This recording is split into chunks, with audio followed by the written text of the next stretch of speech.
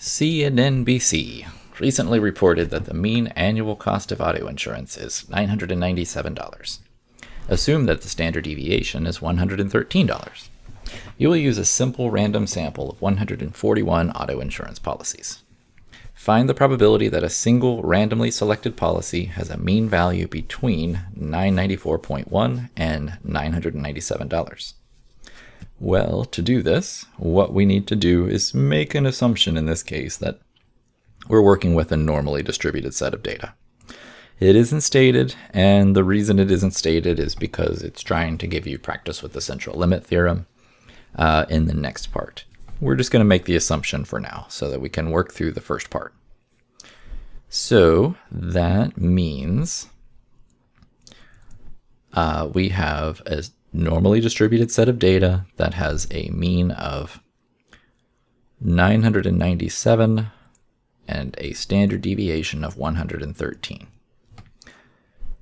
So 997 is in the center of the distribution, and I'm looking for the probability of some policy being between 994.1 and 997. So I'm shading this region right here.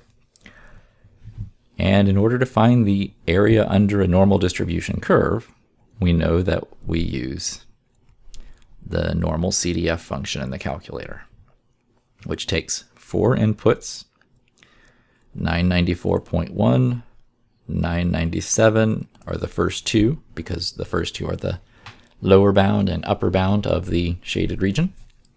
And the last two are the mean and the standard deviation of the distribution.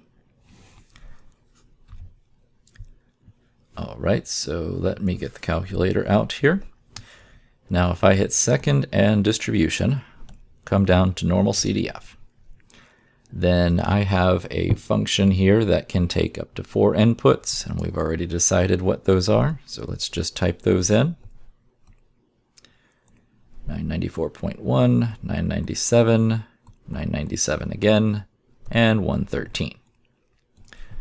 And that will give me the area under the curve between the values 994.1 and 997. So that's 0.0102.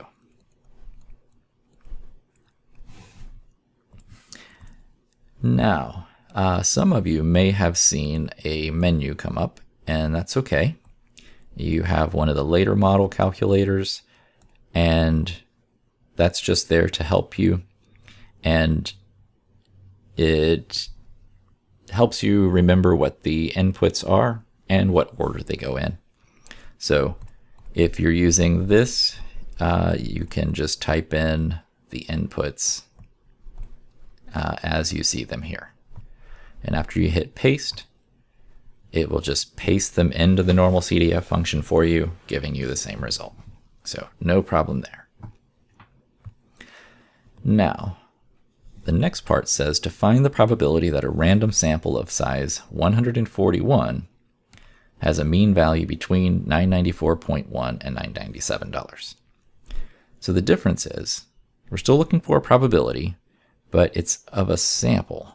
So we have a whole bunch of auto policies chosen, and we want to know what's the probability that the mean of the sample is between these two values.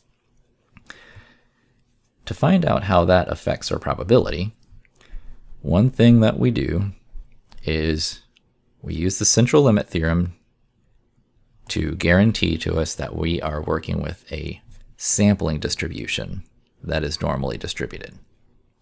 So the sampling distribution is different from the population's distribution.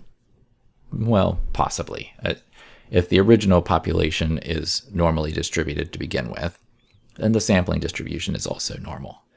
But if you don't know what the original population's distribution is, then choosing samples larger than 30, the central limit theorem guarantees that the sampling distribution of the mean of those samples is going to be normal.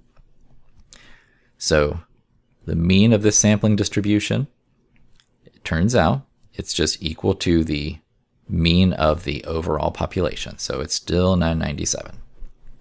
But the standard deviation of this sampling distribution is the original standard deviation divided by the square root of the sample size that we're working with, which is 141. So the mean's right in the center. The two values in question are still the same values, but when we change that standard deviation, we're going to try and see how that affects the probability in the end. So we're still using normal CDF because we want the area under a normal CDF or a normal distributions curve. The lower bound is still 994.1.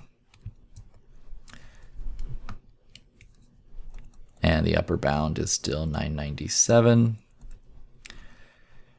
The mean of the distribution is 997, but the standard deviation is 113 over the square root of 141. Now, when I get the calculator, I'm going to turn those menus off again. And just go to my distributions menu again, grab the normal CDF function, and start entering all these values. Now it can get a little bit overwhelming because you have so many to put in, but if you have it written down to the side, it makes it a little bit easier to follow along and make sure you get your inputs in properly. The last one, make sure you put that division sign between the 113 and the square root. That can throw your answer off if you don't put the divide. So 113 over root 141.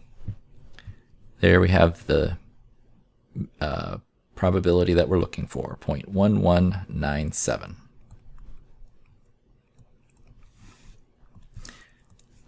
Now, if that, the calculator that you're using, if that's the one with the menus, let me show you what that looks like.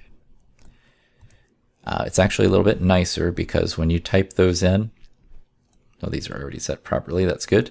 As you type those in, you can see them on screen a little bit easier.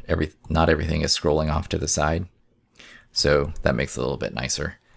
The standard deviation, you can put a little formula in for that, that's fine. And after you hit paste, it'll just put that formula in the end of your normal CDF function and give you the same result in the end.